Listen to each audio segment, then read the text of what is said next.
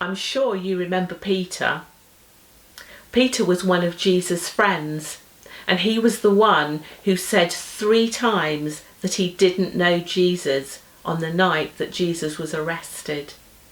He was so ashamed of what he had done that he ran away and hid. I'm sure he was really, really hurting inside. I know that if I let people down, that I feel really sad and ashamed, and it can take me quite a long time to get over it. Let's think about Peter for a moment.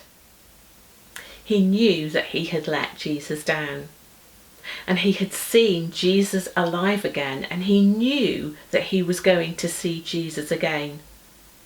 But they hadn't spoken about the night when Peter pretended he didn't know Jesus.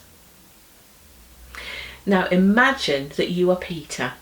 I want you to take some time to think about how you would answer these 2 questions.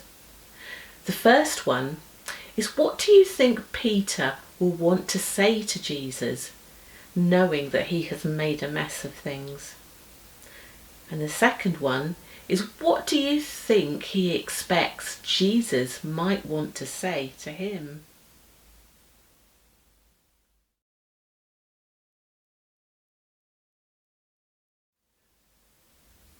The Bible helps us to answer those 2 questions. So let's listen to John, who saw and heard what happened next. Oh, hello. You come for breakfast? I'm sorry you've missed it. We're just packing up and putting stuff on the boat. We've got a boatload of fish over there, but we need to get off to the market. I tell you, have I got a story for you. Anyway, my name's John. I'm one of Jesus' special friends, the disciples. The last few days has been a real roller coaster. Last Friday, it was terrible. We saw Jesus die on the cross, and very carefully we took him and we buried him in a tomb and rolled a huge, great big stone across the entrance and went away. Absolutely miserable. We thought it was all over. Then a couple of days later, on the Sunday, some of the women went back to bury Jesus properly. And when they got there, they found that this huge, great big stone had been rolled back, and they rushed inside to see what was going on, and it was empty. And at that point, an angel appeared and said, "What are you doing here? Jesus isn't dead, he's alive." And that day, and over the next few days, he appeared to all of us. He was alive, he was there sitting with us. You could talk to him, you could touch him. We even had some food with him. We were over the moon. All except for one person, of course, Peter. He's still absolutely miserable. He's so ashamed because, of course, as you know, he told people not just once, not just twice, but 3 times he wasn't Jesus' friend. He didn't even know him. And even though Jesus was alive, I could see Peter, he was still really, really sad. Well, a few days later, Peter says, "I've had enough. Let's go back up to Galilee and go onto the sea and go fishing." And we've been out on the sea all night long. And do you know what? We haven't caught a thing. So we started to row ashore. And then Peter spotted something. There's someone standing here on the shore. And he calls out to us, "Have you caught anything?" And Peter shouted back, "No, we've been out here all night. We haven't caught a thing." "Why don't you try and throw your net over the other side of the boat?" Well, Peter said, "What good's that going to do? The boat's only that wide. Doesn't matter if the net's that side or this side." But then we remembered something like this had happened before. So we did what the man said. We threw the net over the other side of the boat, and it was amazing. Almost immediately, this net is full of fish. There's so many fish in the net, we couldn't get the net on board, and we had to drag the net ashore. And then it clicks with Peter who the man is on the shore. It's Jesus. And with that, he takes off his coat and wraps it around his waist, and he dives overboard and he swims ashore.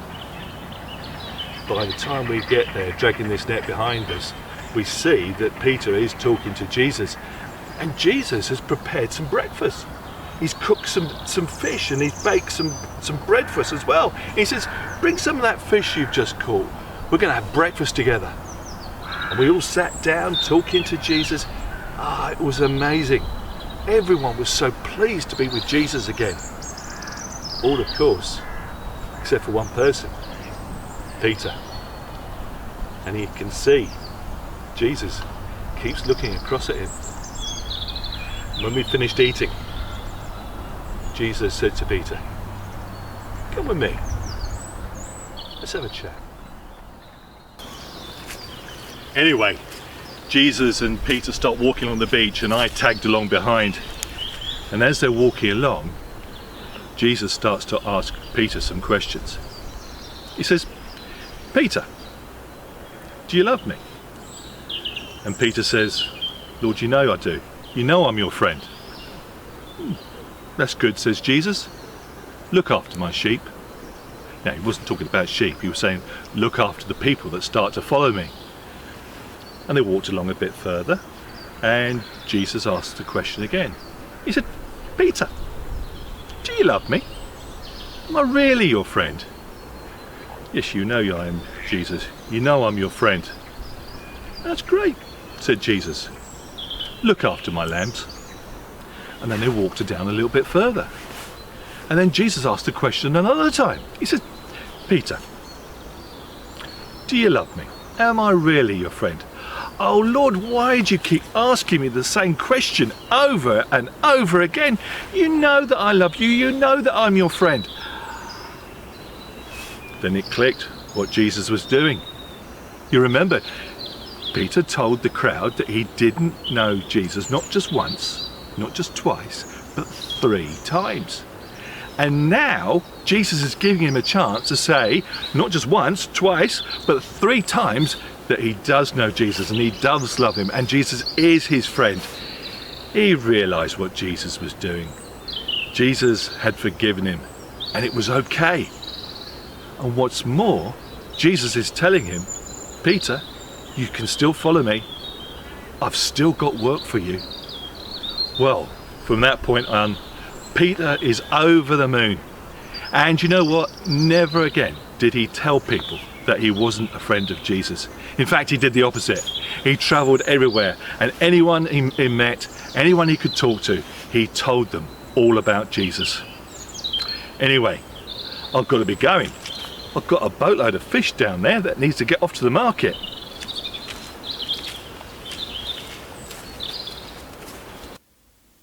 When other people let us down, it's hard, isn't it? It might make us feel sad or angry or let down.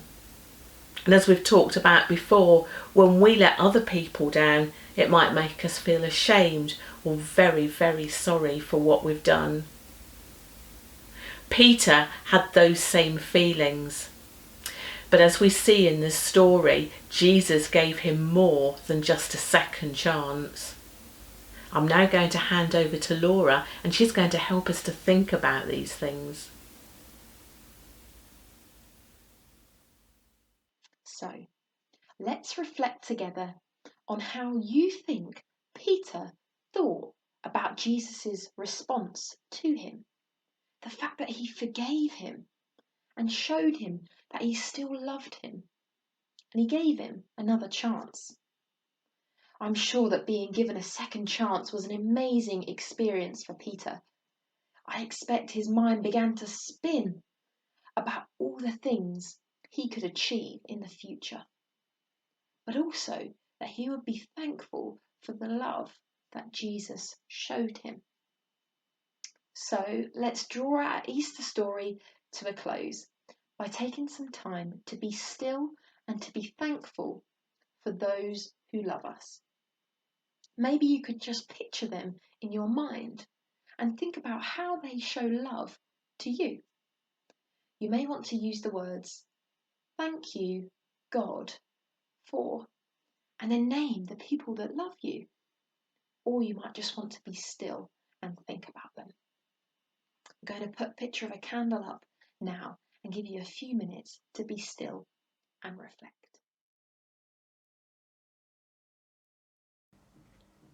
So, Peter went on to achieve many things for Jesus. He spoke continually about Jesus' love and forgiveness, and he told people about the Easter story, which is really about Jesus' death. But not only that, it's also about Jesus' return to life. And most important of all, Peter invited people to be friends of Jesus. I wonder what you would like to achieve in the future. Like Peter, I expect you are hoping to achieve many things. So, let's finish our exploration of the Easter story with that question. What would you like to achieve in the future? I invite you to take some time to talk about it with others, maybe to write it down, and like Peter, to dream of all the things you could achieve. We look forward to seeing you again soon. Happy Easter, everyone!